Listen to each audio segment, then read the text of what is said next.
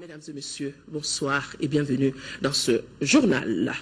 Suite des échos de la visite du président de la République en Mauritanie, il est temps que nos compatriotes réfugiés dans la sous-région reviennent au Mali. C'est à cela que travaille le gouvernement. C'est une volonté du président de la République.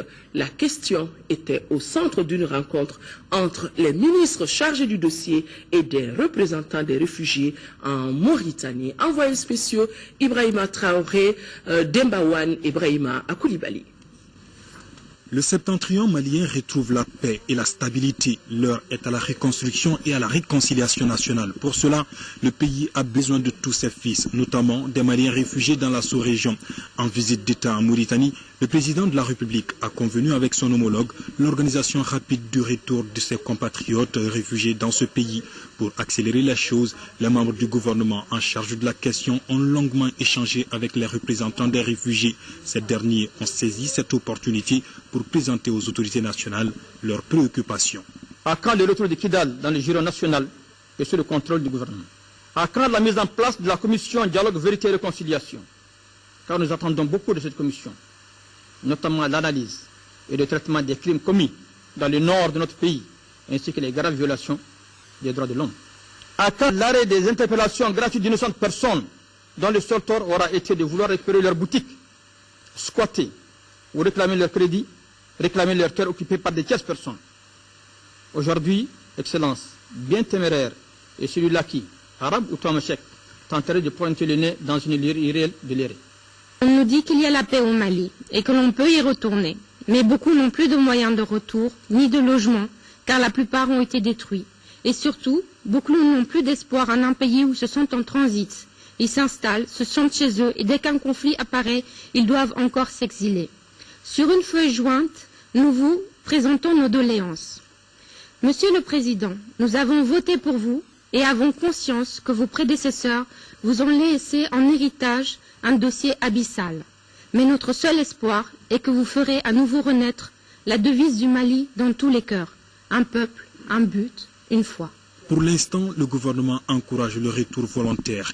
Les ministres présents à la rencontre ont tenu à rassurer leurs compatriotes de toute leur disponibilité pour faciliter le retour de chacun dans de bonnes conditions. Il n'y a aucune ambiguïté que nul ne sera au-dessus de la loi. Il y a des magistrats qui sont aujourd'hui en prison. Je pense qu'il ne peut pas y avoir une plus grande expression de la volonté forte du président de la République de faire en sorte que la justice triomphe désormais au Mali. Le président a demandé, et c'est ce qui a été fait, que ça devienne commission vérité, justice et réconciliation. Il a tenu à ce qu'on ajoute le mot justice. Il ne peut pas y avoir de réconciliation nationale tant que l'injustice règne dans le pays. Et nous ferons en sorte que l'injustice cesse de régner en quelques endroits du territoire malien. Je pense que nous nous sommes compris, nous avons les contacts, on vous demande de rester en contact avec nous, avec l'ambassade, et nous ferons en sorte que l'ensemble des questions qui sont posées puissent trouver une solution. Cela ne sera pas fait du jour au lendemain, mais je peux vous assurer d'une chose, nous avons, nous, la volonté, la détermination inébranlable de trouver des solutions aux problèmes du Mali. Et Inch'Allah, nous trouverons des solutions aux problèmes du Mali. Nous sommes en train de conduire ces différentes actions aujourd'hui, mais nous ne pouvons rien faire sur le territoire mauritanien avant d'avoir eu un consensus et un accord avec les autorités mauritaniennes. C'est ce processus qui fait que vous n'avez pas jusque-là notre administration sur place pour prendre contact avec vous et puis voir concrètement comment on peut aller. Mais nous avons reçu des instructions très fermes, il faut le faire le plus vite possible. Le pays ne peut pas considérer qu'il est sorti de crise tant que ses fils sont encore hors du territoire national. La sortie de crise, c'est quand on sera tous à l'intérieur du pays et qu'ensemble on aura conduit maintenant la relance des activités.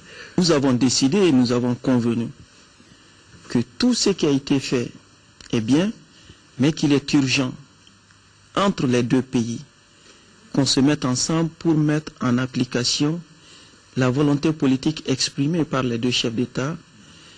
Il s'agit de faire en sorte que les Maliens qui sont installés ici et qui veulent rentrer au Mali, qu'ils puissent rentrer dans les meilleurs délais possibles et dans les meilleures conditions possibles.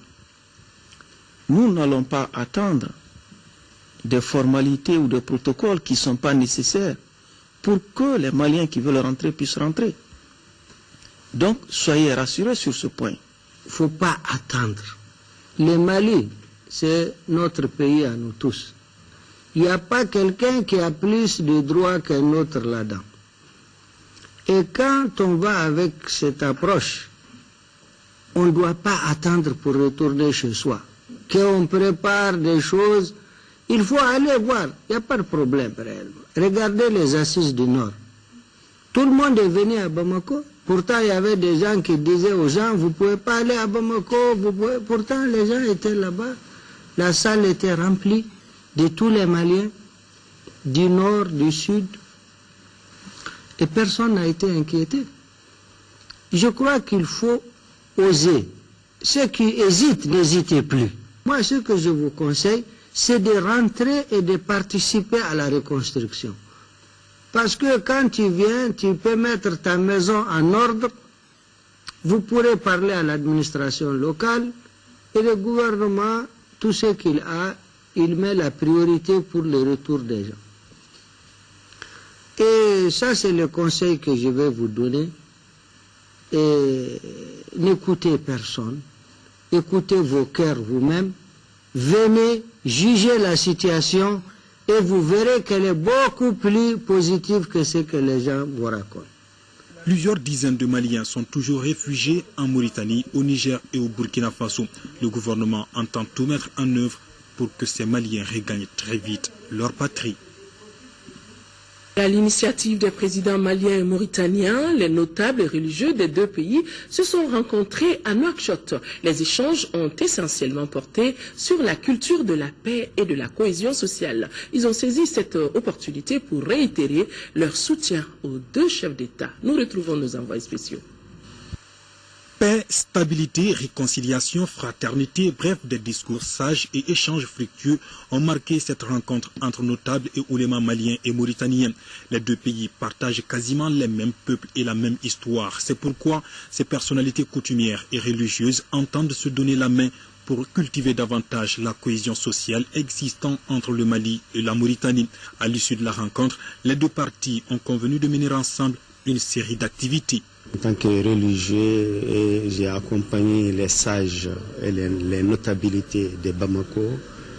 On a eu à échanger avec les notabilités de la Mauritanie, précisément de Nouakchott, et on est sorti avec beaucoup de satisfaction parce qu'on a eu ce qu'on ne pensait pas. Et Inch'Allah, avec les jours qui viennent, les échos seront entendus par tout le monde, tous les Maliens, et dans le cadre de la formation, et dans le cadre des bourses pour les études dans les écoles coraniques, les écoles médersa, et la formation des associations islamiques, et en global, l'islam paisible, un islam basé sur la tolérance. Ce cadre de concertation est une volonté politique des présidents maliens Ibrahim Boubacar Keïta et mauritanien Mohamed Ould Abdelaziz. Le but est de conforter la coopération entre les deux pays. Les notables et les oulémas ont réitéré leur soutien et engagement à accompagner les deux chefs d'État pour le bonheur des populations. Nous sommes toujours avec cette visite du président de la République en Mauritanie. Une forte délégation du secteur privé était de la visite d'État du président de la République en Mauritanie. L'initiative a été saluée par les opérateurs économiques. Le corridor Bamako-Nouakchott, qui sera bientôt très fluide, améliorera l'environnement des affaires. Des propos recueillis par nos envoyés spéciaux. Ce voyage a été aussi pour nous, secteur privé, de revoir tous les points d'accord sur le corridor Bamako-Nouakchott. Et je vous dis, tout a été revu. Inch'Allah, dans les prochains jours, dans les prochains mois, le corridor Nouakchott-Bamako sera un corridor viable pour les opérateurs économiques maliens. Nous avons créé un comité d'affaires privés, d'hommes d'affaires mauritaniens et maliens. Et nous avons signé cet accord-là. Donc ce comité va suivre tous ces accords-là rapidement. Extrêmement intéressant. Nous avons pu rencontrer un patronat, une partie mauritanienne extrêmement dynamique, extrêmement imaginatif, et le but de la mission était de parler du corridor principalement parce qu'il ne peut pas y avoir d'échange entre nos secteurs privés tant que le corridor n'est pas ouvert. Donc les préalables ont été posés et je pense qu'on est en bonne voie. Cela sera très important dans notre politique de développement régional. Comme chez nous, ils ont un secteur des transports très dynamique. Malheureusement, le fait que ce pays ne soit pas partie prenante des accords, le LUEMOA et la CEDEAO, fait qu'il ne peut pas être dans notre système de transit routier inter-État sans pour autant être partie prenante de ce outil douanier. Nous avons pensé mettre quelque chose d'analogue qui puisse améliorer l'environnement des affaires et, comme je l'ai dit, la fluidité du transport. Pour nous, les chargeurs, c'est un autre corridor qui s'ouvre. Pour un pays enclavé, cela est une solution de plus pour le Mali. Et je dirais aussi que j'ai vu aussi à Mauritanie une volonté politique. En 48 heures, ce que nous avons réalisé, c'est ce que nous faisons en plusieurs mois ailleurs. Pour vous donner des exemples. Aujourd'hui, le port de Mauritanie nous dit, nous vous faisons des concessions, nous vous faisons des conditions inouïes. Quelles sont les conditions que vous avez ailleurs? Nous vous faisons mieux. Un premier point. Deuxième point, nous savons qu'il y a une distance, il y a un gain de distance. Troisième point, nous savons qu'ils sont prêts aujourd'hui à nous faire un port sec à Gogi pour nous permettre d'avoir un ravitaillement beaucoup plus accéléré au niveau de nos populations, mais aussi de créer de l'emploi dans cette zone-là qui peut être un pôle économique pour tout le nord malien. Et aussi, nous avons cette autre possibilité d'agrandir aussi nos entrepôts, de pouvoir aussi donc nous installer là-bas et faire de l'exportation à partir de la Mauritanie, dans des conditions les plus intéressantes. Je pense qu'à ce niveau-là, nous avons eu des dialogues et des échanges avec nos partenaires et opérateurs économiques mauritaniens, ainsi que le secteur financier et bancaire de la Mauritanie, afin de mener une réflexion très approfondie, comment assurer la fluidité, n'est-ce pas, des échanges entre la Mauritanie et le Mali, à travers l'ensemble de ces secteurs prioritaires, et quel accompagnement, quel appui le secteur financier et bancaire peut apporter, n'est-ce pas, à ces opérateurs économiques afin de rendre tout cela opérationnel dans un très proche avenir. L'axe Bamako et chose comme Nouakchott était devenu pratiquement, si j'ose dire comme ça, impraticable à cause du nombre très élevé des postes de contrôle et la façon de contrôler les véhicules et les perceptions illicites sur le corridor qui ont fait que beaucoup de gens ont abandonné le corridor. Donc cette visite est la bienvenue, il le fallait. C'était beaucoup attendu par les transporteurs et notamment, principalement les transporteurs. Aujourd'hui, je crois qu'avec cette visite, nous allons encore redynamiser, revitaliser encore le corridor et Bamako-Nouakchott. Elle était de la visite. Je voudrais parler de l'épouse du président de la République, Madame Keïta Aminata Meiga, a mené une série d'activités, parmi lesquelles une visite dans une école pour déficients visuels des sourds muets. La première dame s'est aussi rendue dans un centre commercial construit par des femmes. Nous retrouvons nos envoyés spéciaux. L'épouse du président de la République, en compagnie de la ministre mauritanienne des Affaires sociales, de l'enfance et de la famille, visite l'école des aveugles, sourds et muets à Nouakchott. Dans cet établissement créé en 1984, outre l'enseignement classique, des cours sont dispensés, entre autres dans les ateliers de menuiserie, de peinture et d'informatique. L'école a eu plusieurs dizaines de jeunes. Beaucoup d'enseignants ont été formés par des Maliens, illustration de la bonne relation entre le Mali et la Mauritanie. Ce serait bien encore que cette coopération continue et que ces enseignants-ci ne partent pas au Mali, qu'on envoie des enseignants du Mali ici pour continuer cette coopération. C'est avec beaucoup de plaisir, mais aussi beaucoup d'émotion que je vais faire une modeste donation à votre école, que j'ai trouvée modeste mais belle. Belle parce qu'elle est propre. Moi j'ai une petite ONG, Agir pour l'environnement et la qualité de vie. Je m'occupe également de l'Académie olympique au Mali, donc j'enseigne les valeurs olympiques qui doivent normalement faire des enfants une population citoyenne, et de voir cet engagement, non seulement de la part des enfants, parce qu'on les sent qui veulent apprendre mais qui sont heureux d'apprendre, de voir les enseignants qui sont aussi heureux d'enseigner, de voir les parents d'élèves qui n'abandonnent pas, de voir l'engagement des autorités. Je crois que ce sera le clou de mon séjour, en tout cas en terre sœur chez moi en Mauritanie, parce que je crois que la Mauritanie et le Mali, c'est le même pays, c'est le même peuple. Donc je voudrais ici en tout cas dire merci à tous pour votre disponibilité et vous encourager encore, parce que on ne demande pas, on ne cherche pas l'handicap. C'est Dieu qui donne, Dieu donne la vie, il la reprend, comme on dit, il éprouve tous les jours notre foi. Et de voir que ces enfants sont beaux, bien portants et qui veulent apprendre et qui montrent que l'handicap n'est rien et que ce n'est pas une fin en soi, c'est très très important. Je remercie aujourd'hui Dieu de m'avoir donné cette occasion. En tout cas, au Mali, on a les mêmes institutions, mais là, je suis vraiment touchée.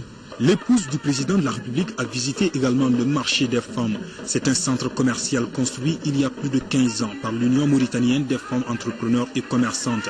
Le marché abrite 2 niveaux de 240 boutiques individuelles, en plus d'un supermarché, un restaurant, un café-thé, un salon de coiffure, un salon de beauté, un cabinet médical, une pharmacie et une salle d'exposition. Sa réalisation a coûté 2,180 milliards de francs CFA. La première dame, visiblement impressionnée par une telle prouesse, a vivement salué le courage et la détermination des membres de l'UMAFEC avant de signer le livre d'or. Bravo à vous toutes qui êtes là. Je crois qu'il faut se donner la main. Dès que quelqu'un réussit, on pense que c'est l'État qui est derrière. Et c'est bien de ce que vous avez fait. Vous avez maintenant même un autre créneau pour sensibiliser vos membres, mais toutes les femmes mauritaniennes, pour dire que en se donnant la main, on peut faire pas mal de choses. La première dame s'est rendue aussi à la tapisserie mauritanienne de tissage créée en 1962. Dans ce centre, la confection des tapis se fait de façon traditionnelle et artisanale, uniquement par des femmes qui viennent essentiellement de l'intérieur du pays. Voilà, nos envoyés spéciaux Ibrahima Traoré, Demba Wan et Ibrahima Koulibaly nous disent que c'est la première fois que le marché que vient de visiter Madame Keïta Aminata Maïga, c'est la première fois qu'une épouse de chef d'État visite ce marché. L'actualité aussi, demain, le Mali célèbre la naissance du prophète Mohammed, paix et salut sur lui. La semaine de célébration est consacrée à des prières, récitals et zikrs. Cette année, le thème retenu est réconciliation nationale, paix retrouvée et le pardon entre les frères maliens. Le ministre en charge des affaires religieuses et du culte nous livre son message recueilli par Inaba. Très chers frères et sœurs croyants, dès ce soir, nous entamons la semaine de célébration de la venue au monde du sceau des prophètes, Mohammed Rasoulillah, paix sur lui. De ce mardi, jour anniversaire de sa naissance, au lundi, jour de son baptême, anniversaire, nous vivrons une semaine de joie, mais surtout de spiritualité intense, en reconnaissance à Allah, l'Éternel, pour avoir fait de nous le peuple de la religion achevé. Et bon, frères et sœurs croyants, pour mériter de Mohammed Rasoulillah, l'annonciateur de la religion du juste milieu. Lui qui priait avec les chrétiens et les juifs, qui enseigna et pratiqua la générosité et l'humilité, Mohammed qui sanctionna la corruption. En cette nuit bénie, mes frères et sœurs de la dernière des religions révélées, prions le miséricordieux dans nos mosquées, Zawiya, et autres places publiques pour un Mali de paix et de fraternité. Le président de la République et son gouvernement placent ce Mawlid 2014 sous les signes de la réconciliation nationale, de la paix retrouvée et du pardon entre fils et filles du pays. Vivons nos religions dans le respect réciproque. C'est cela la volonté des autorités nationales. Entonnons donc nos cassides, zikrs, récitals, poèmes, pour louanger notre prophète et faire des bénédictions pour notre pays. Autant de raisons pour nous de te chanter, prophète de l'humilité, de maintenir l'incandescente flamme de ton message pour nous rappeler la gratitude du Seigneur. Maouloud, c'est donc demain, mais déjà ce soir à travers tout le pays, des cérémonies de prêche et de prière sont organisées. Encore une fois, à quel sens donner à l'événement? Notre équipe de reportage dirigée par Moussa Fane a sillonné quelques endroits de Bamako pour nous. La célébration du Maouloud est une occasion pour les fidèles musulmans d'invoquer Allah, notre Créateur, et de rendre un vibrant hommage à son prophète Mahomet, paix et salut sur lui. Le Maouloud, c'est un mot arabe qui signifie la naissance du prophète Mohammed sallallahu alayhi wa sallam. Qu'est-ce que nous faisons pendant la fête du Maouloud, qui n'est pas une innovation? On lit le Coran, on récite les éloges du prophète alayhi salatu wa sallam. Qu'est-ce qui est interdit dans ça? Dieu dit que wa zakiruhum bi ayamillah, yani rappelez-les des grands jours du Dieu. Bon, selon eux, il n'y a pas un événement historique qui est plus grand que la naissance du prophète alayhi salatu wa salam. Donc, pas par règle, mais par principe, ils célèbrent, comment dirais-je, le Mawlud. Bon, selon Sunna aussi, le prophète sallallahu alayhi wa sallam observait le jeûne chaque lundi. On lui a demandé pourquoi vous faites cela. Bon, il dit que vraiment parce que lui, il est né un lundi. Donc, selon ces deux principes-là, dans le Coran et dans les Sunna, les musulmans célèbrent le Mawlud. Des millions de fidèles du monde célèbrent l'événement à travers prêche et lecture du Coran. On doit célébrer Mawlud par la joie. Lecture du Saint-Coran, les prières, les bénédictions, pour l'humanité, pour notre pays et pour nos familles. Selon nos interlocuteurs, les communautés musulmanes fêtent le Mawlud depuis plus d'un millénaire. Pourquoi il est surprenant aujourd'hui d'entendre une minorité qui s'oppose à ça? Le Mawlud est fêté à travers le monde, y compris en Arabie Saoudite. Le Mali a connu l'islam à travers les pays maghrébins, Algérie, Maroc et Tunisie. Et ils célèbrent le Mawlud il y a plus de 1000 ans.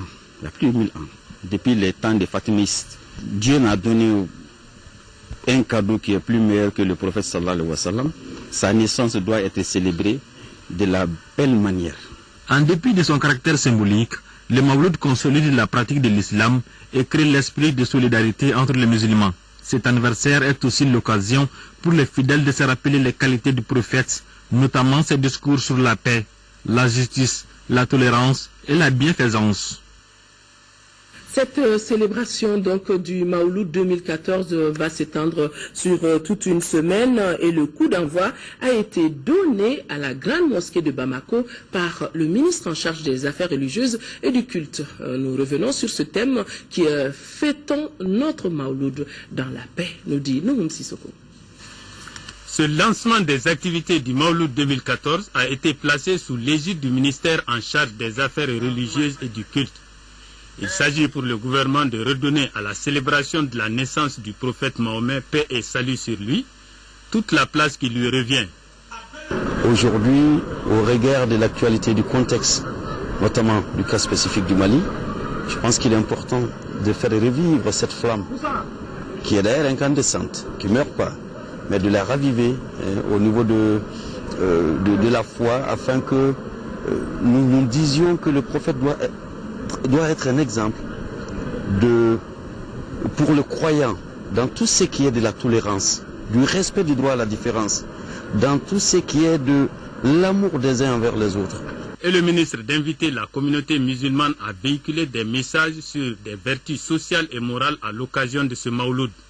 Aux prêcheurs aux uns aux autres, je reviens sur cette volonté du chef de l'État, Ibrahim Boubacar Keïta, d'entendre sur tous les points, en tous les lieux publics, dans les mosquées, les zawiyas, la paix pour le Mali, la paix entre les Maliens, le pardon et notamment, je l'ai dit, le respect du bien public, le respect de la chose publique. Les leaders et les responsables religieux ont salué ce geste des plus hautes autorités. Des prières en faveur des Mali de paix, de prospérité et de réconciliation entre tous ses fils ont mis fin à la cérémonie. L'actualité sur un tout autre plan, le ministre de l'Éducation nationale était face aux partenaires de l'éducation. Les échanges ont porté entre autres sur l'engagement des uns et des autres pour l'atteinte des objectifs assignés au secteur de l'éducation. La cérémonie a été aussi l'occasion pour les syndicats d'enseignants, les parents d'élèves, les partenaires techniques et financiers, les promoteurs d'écoles privées et l'association des élèves étudiants du Mali de présenter leurs vœux de nouvel an au chef du département. C'était en présence de notre reporter Nando Dambélé.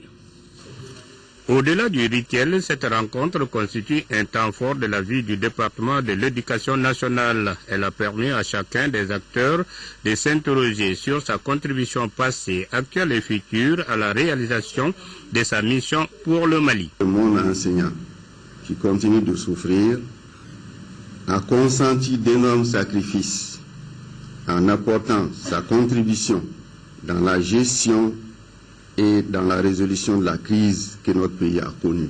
L'occasion a été opportune pour les promoteurs d'écoles privées, tous cycles confondus, de faire leur mea culpa et d'interpeller le département sur la problématique des écoles privées au Mali. Il ne sera plus possible à n'importe quel citoyen de s'ériger en école promoteur privé simplement parce qu'il dispose de quelques capitaux. Faisant une rétrospective de l'année écoulée, les partenaires techniques et financiers réitèrent leur soutien au département. Nous voudrions insister sur un ensemble d'éléments, Madame le ministre, à savoir la participation des uns et des autres à tous les niveaux. Depuis la famille, depuis les communautés, depuis les représentants des structures déconcentrées et décentralisées, jusqu'au niveau central. S'adressant aux uns et aux autres, Madame le ministre de l'Éducation nationale a rappelé que tous doivent œuvrer pour faire de l'école malienne une école performante à tout point de vue. Le projet qui nous réunit, nous, membres du secrétariat général, membres du cabinet, membres des directions nationales et des services rattachés, nous, enseignants, élèves et parents d'élèves, nous, partenaires de l'école, c'est cette mission commune au service du Mali, faire de l'école malienne une école performante à tout point de vue. La cérémonie a été mise à profit par les uns et les autres pour présenter les vœux du nouvel an. Restons avec l'école. Aboubakar Kamara dit Cobra succède à Sékou Diallo à la tête de l'association des élèves étudiants du Mali. Il a été élu à l'issue du 21e congrès ordinaire tenu les 11 et 12 janvier dernier. Fademba Keita. Au centre de ces 2 jours d'assises, la présentation du bilan de l'année académique 2012-2013, le séminaire de formation sur le thème La culture de l'excellence dans le milieu universitaire et le renouvellement du bureau de l'association des élèves étudiants du Mali. Nous allons nous comprendre pour que l'avenir de notre association et l'avenir de l'école malienne en sortent grandi et en sortent mieux protégés et que nos actions futures servent réellement à développer l'école malienne. Le 18e secrétaire général de l'AEM place son mandat sous le signe de la culture de l'excellence et du respect de la non-violence dans le milieu scolaire. La volonté de dialogue n'est nullement une faiblesse. Et la capacité de régler les problèmes de l'école par des méthodes autres que la violence doivent être renforcées par la formation et les remplacements continus dans nos capacités en tant qu'association. Les 2 ministres en charge de l'éducation rappellent aux élèves et étudiants qu'une formation de qualité ne peut se tenir que dans un cadre scolaire stable où règne l'ordre et la discipline.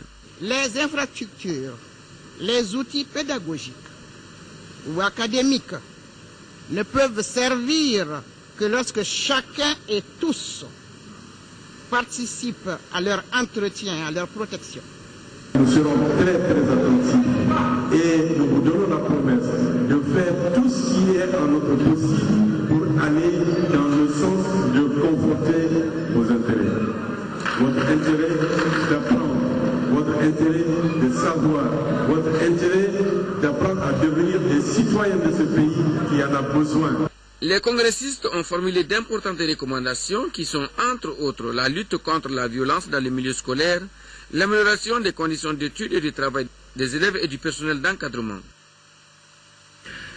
Le ministre de la Sécurité et celui en charge de l'urbanisme et de la politique de la ville ont rencontré les responsables, c'était ce matin donc, les responsables des transporteurs et la société civile. C'était à la faveur d'une réunion interministérielle sur l'insécurité et la fluidité à Bamako. Les différents acteurs ont fait le diagnostic sans complaisance de la situation avant de proposer des pistes de solutions pour résorber le problème. Par exemple, selon les statistiques du ministère, en 2011, il a été enregistré plus de 11 000 victimes d'accidents de la circulation. Le district de Bamako arrive en tête avec 72%.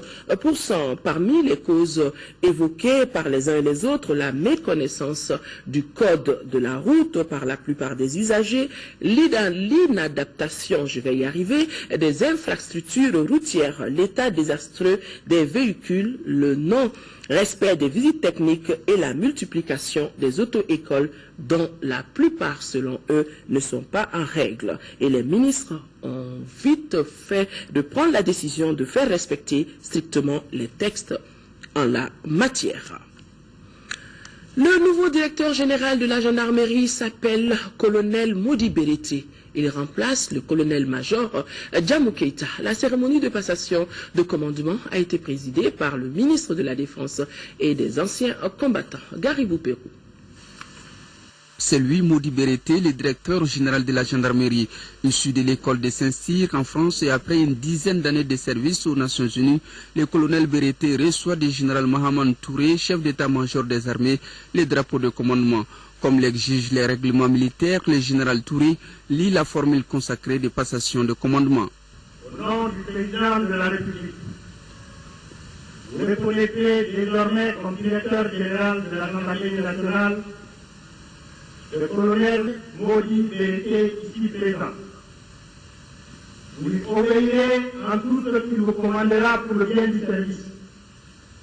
L'exécution des règlements militaires, l'observation des lois et le succès des armes du Mali. Face aux défis du moment, les instructions des autorités maliennes sont claires. Il s'agit de redresser l'armée afin qu'elle puisse intervenir partout où la liberté et la dignité des hommes semblent menacées. Il faut donc pour le nouveau directeur général de la gendarmerie aller vite, même très vite, pour accomplir ses missions. Ce sera une gendarmerie professionnelle ou professionnalisée qui pourra en fait aider à stabiliser en réalité nos campagnes, les zones périurbaines, et puis à mener des investigations dans le cadre de la lutte qui est lancée. C'est une mission qui s'adapte au contexte, c'est-à-dire travailler à faire de la gendarmerie la première force, pratiquement, et surtout faire en sorte que les ressources humaines qui sont déjà qui sont sur les rangs et celles qui sont appelées à l'aide puissent être formées, employées, commandées sur la base des valeurs qui les préparent à être une gendarmerie républicaine. Un défilé militaire a mis fin à cette cérémonie de passation de commandement. Le Saint-Syrien Modi Berete va aussitôt s'attacher à l'observation des lois et le succès de ces hommes qui sont les différentes attentes du peuple malien. Un an, on se rappelle encore de l'attaque de Conan. La ville se vidait sous les déluges de feu des djihadistes. Le moral de tout un peuple sapé. C'était le sauve-qui-peut. Cette situation a perturbé le quotidien de toutes les villes du Mali, de Kay à Kidal. Les citoyens ce soir s'expriment ici sur ces moments difficiles vécus. Mariam Sagara. De Kona à Djabali en passant par Soufara, Ti, Douanza et toutes les localités contenant le dispositif de combat, la reconquête a demandé une réorganisation profonde. Pendant ce moment, le choc au sein de la population était visible. Moi, je suis de Timeto. Timeto, c'est à 3 km de Kona. J'appelle à chaque instant. Ils entendaient les balles siffler. L'armée s'est battue pendant 48 heures sans relève, avec des moyens à bord. J'ai compris que l'armée pouvait mieux faire s'il y avait des ressources humaines et matérielles suffisantes. Quand nous voyons que la bataille était d'abord à Kidal, de Kidal à Gao et de Gao progressivement vers le sud, donc on était vraiment angoissés. Bon, mais qu'à cela nous tienne, et on doit vraiment dire que nos vaillants soldats ont fait ce qu'ils pouvaient, parce que dans tous les cas, il faut se dire qu'ils ont résisté. Sinon, ces djihadistes ou sinon ces bandits armés seraient de très tôt quand même arrivés au sud. Mais Dieu merci, comme il y a eu des ripostes, il y a eu des résistances, bon, bien qu'on était angoissés, mais quand même, on a pu tous résister. Avec cette angoisse, cette frustration, les Maliens désabusés par ce phénomène se prononcent sur leurs forces. Ça a été un choc, surtout qu'on croyait vraiment que nos forces armées allaient vraiment se défendre au niveau de Konna.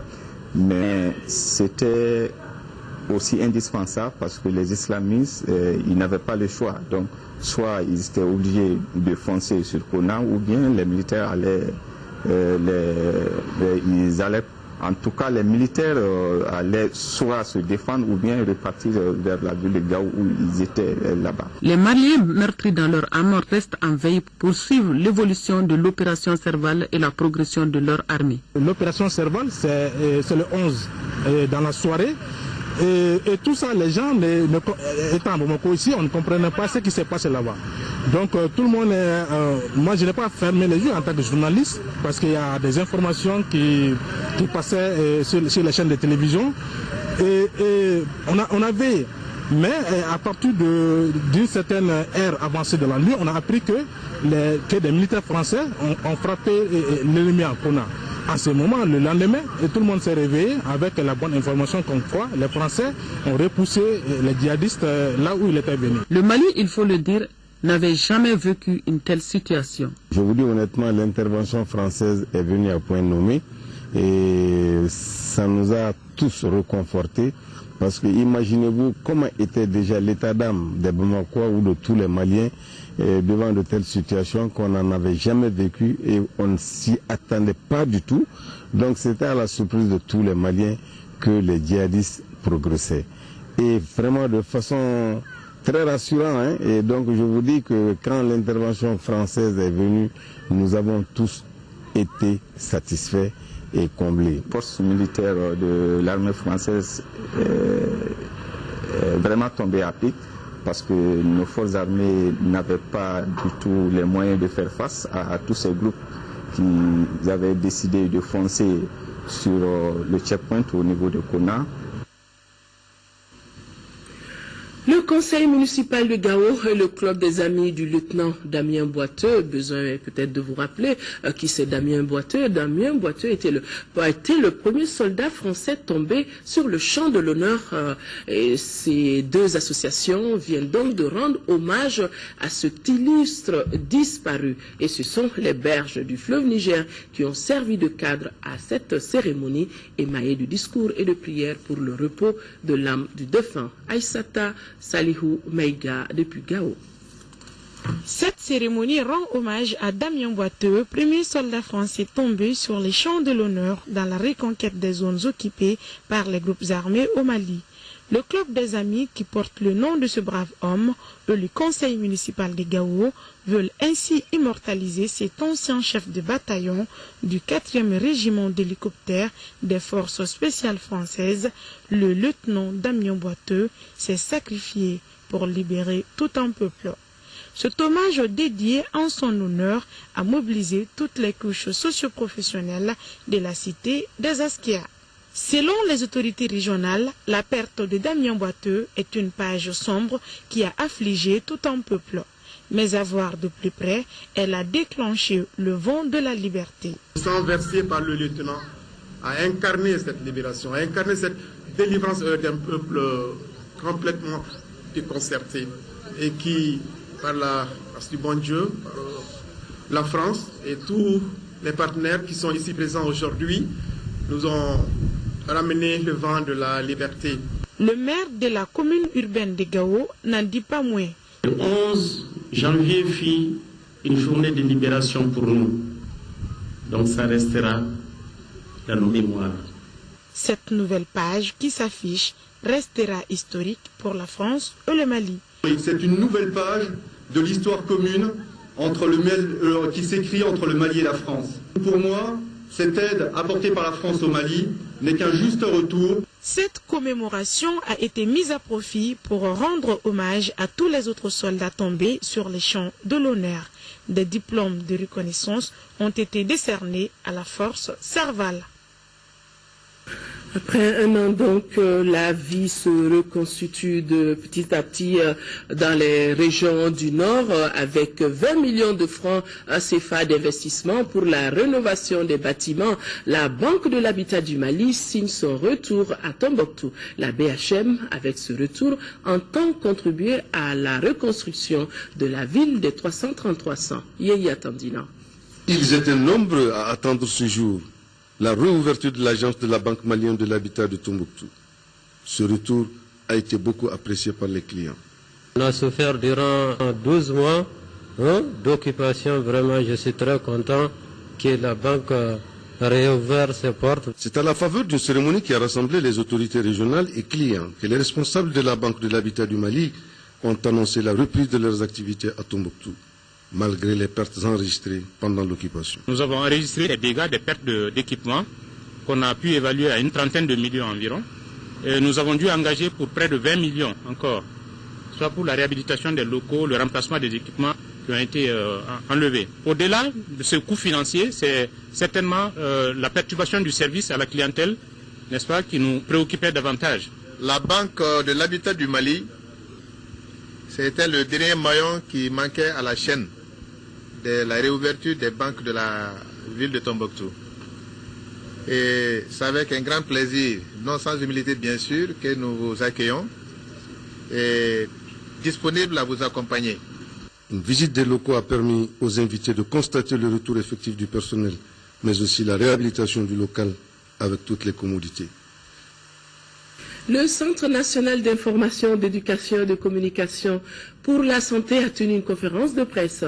L'objectif de cette rencontre était d'informer les journalistes de l'introduction d'un nouveau vaccin contre les diarrhées sévères déshydratantes chez les enfants. Rachel Tessougué.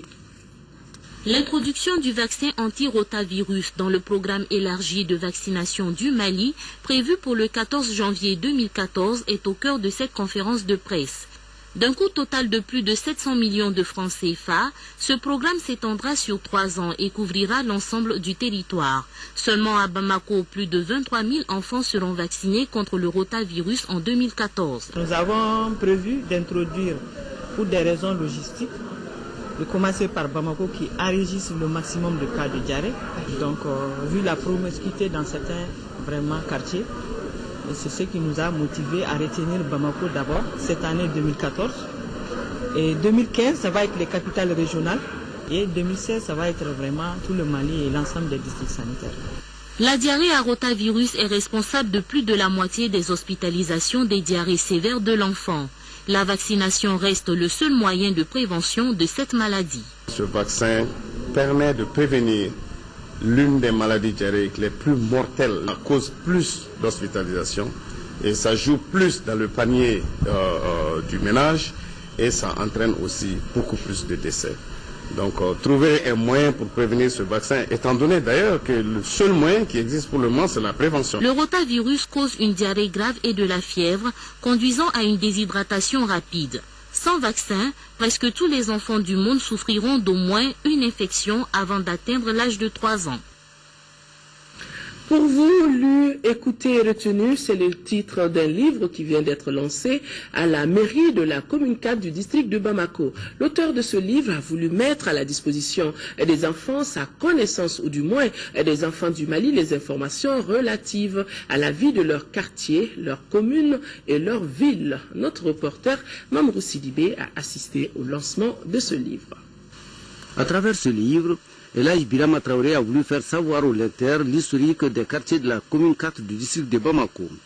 Moi, je souhaiterais que partout où cela est possible, que nos communes, nos autorités, nos aînés qui sont nombreux à avoir des archives importantes, à avoir une documentation importante, qu'on puisse les aider à codifier et à formaliser leurs souvenirs. Elhadji Birama Traoré est un grand archiviste qui écrit beaucoup. C'est pourquoi Dans les 5 chapitres du livre, le lecteur découvrira entre autres l'histoire et l'évolution de la Fiabougou, la chronologie de la création des quartiers de la commune 4 du district de Bamako, l'histoire du Marigot Ouéouéanko. Il y a également dans ce livre le portrait des hommes comme Gabriel Touré, Mardia Niaré, Mamadou Konaté, Modibo Keïta. Quelquefois, il a lu, il a pris des informations ailleurs qu'il a mis à la disposition d'autres. Quelquefois, il a collecté l'information et quelquefois, il a écouté pour les autres. Et comme on l'a dit, nous sommes dans un pays avec une grande culture orale et pour cette culture orale, quelquefois, on ne trouve pas à lire, il faut d'abord écouter. Une telle œuvre est un trésor, dira Moussa Mara. C'est pourquoi il a souhaité que l'histoire de nos villes et communes soit archivée afin que la mort de nos anciens ne soit plus une bibliothèque qui brûle. Sport au football, au lendemain de leur victoire contre le Nigeria, les Aigles du Mali ont repris les entraînements afin de préparer au mieux le match contre l'Afrique du Sud, match qui se déroulera mercredi prochain. Les titulaires ont effectué une séance légère, nous dit Isaac Tchenou. L'équipe du Mali, après sa victoire lors de sa première sortie, a repris du service. L'objectif est de mieux préparer la prochaine sortie prévue ce mercredi contre l'Afrique du Sud, pays hôte. Pour ce premier entraînement, le groupe qui a évolué contre le Nigeria a eu un programme spécial. L'autre partie continue le travail du fond afin d'arracher dès mercredi la qualification.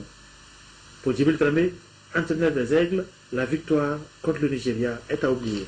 Nous avons fait une bonne entame dans la compétition. Cela ne doit pas nous remonter. Tout de suite, je viens de rencontrer le groupe après la fin de cette séance d'entraînement. Ce fameux match appartient maintenant au passé. Nous devons regarder l'avenir en face. Et cet avenir, c'est très proche. C'est ce mercredi contre l'équipe sud-africaine. D'abord, c'est un match qui s'annonce dur. Dur pourquoi? Parce que c'est le pays organisateur. Dur pourquoi? Parce qu'il y a le public qui est là pour soutenir ces pays. Et il ne faut pas oublier aussi l'aspect arbitrage souvent qui pèse aussi. Donc je dis, nous devons rester concentrés. Pour l'instant, l'ambiance est bonne au sein du groupe. Aucun joueur n'est à l'infirmerie. Mali, Afrique du Sud, c'est ce mercredi à 15h heure de Bamako, soit 17h heure locale.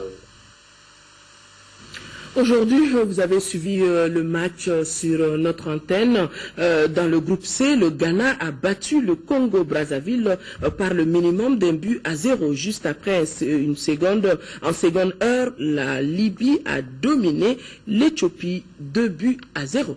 À présent, nous ouvrons la page chronique santé de ce journal. Ce soir, nous parlons de ce que on appelle l'anémie nutritionnelle, un état pathologique dû à un défaut d'apport de certains éléments constituant les globules rouges. Mais le manque de fer est l'insuffisance la plus évoquée dans notre pays où environ 80% des enfants de 0 à 5 ans ont des problèmes d'anémie nutritionnelle. Focus Santé, une réalisation de Tchessira Emmanuel Dambélé.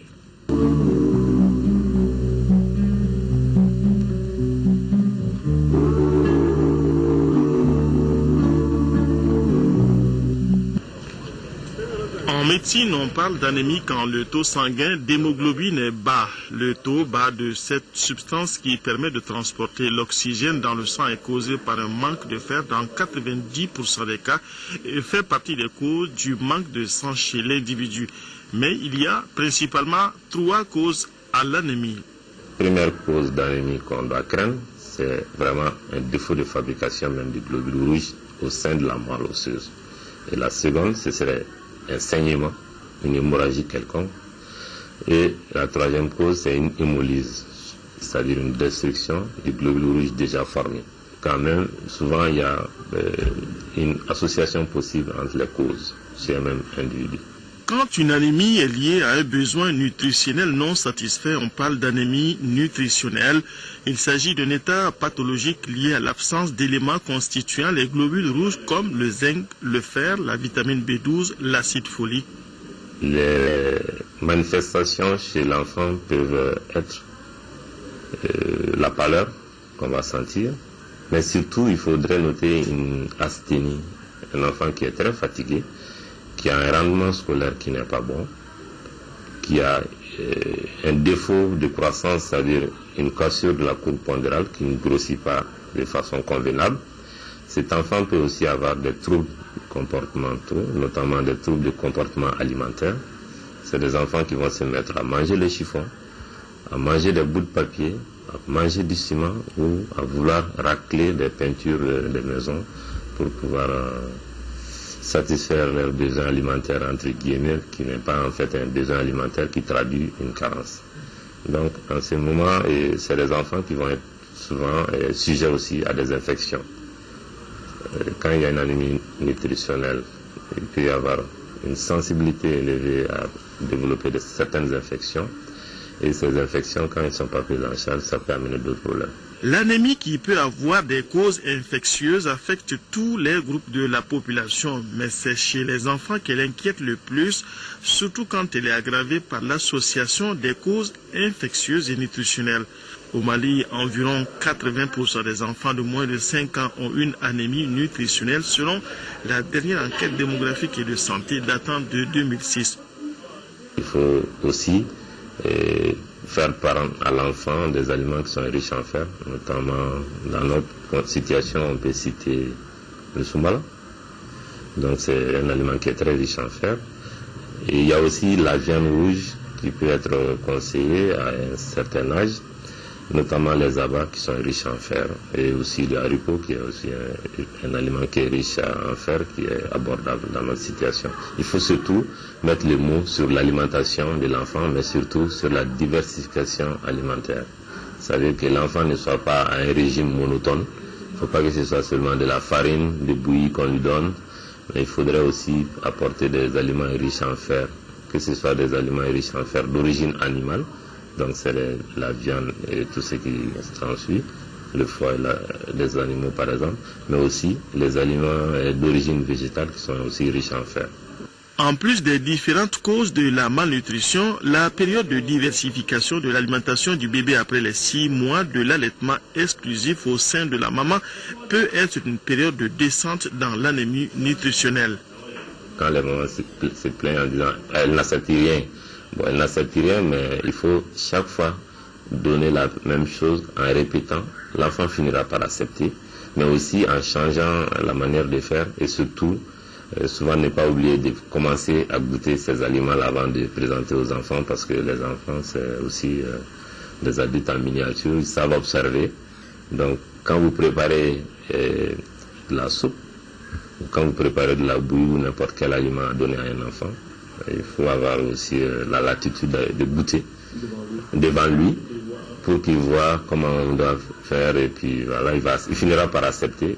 L'anémie nutritionnelle en tant que telle n'est pas une cause de consultation dans les grands centres hospitaliers du Mali. Ce sont plutôt ses conséquences qui le sont, comme l'hypersensibilité de l'enfant aux infections. Un paludisme ou une infection respiratoire sur fond d'anémie est plus grave. Si c'est au médecin de diagnostiquer une anémie nutritionnelle, c'est à la famille d'adopter les conditions alimentaires adaptées à l'âge de l'enfant et qui satisfont tous ses besoins.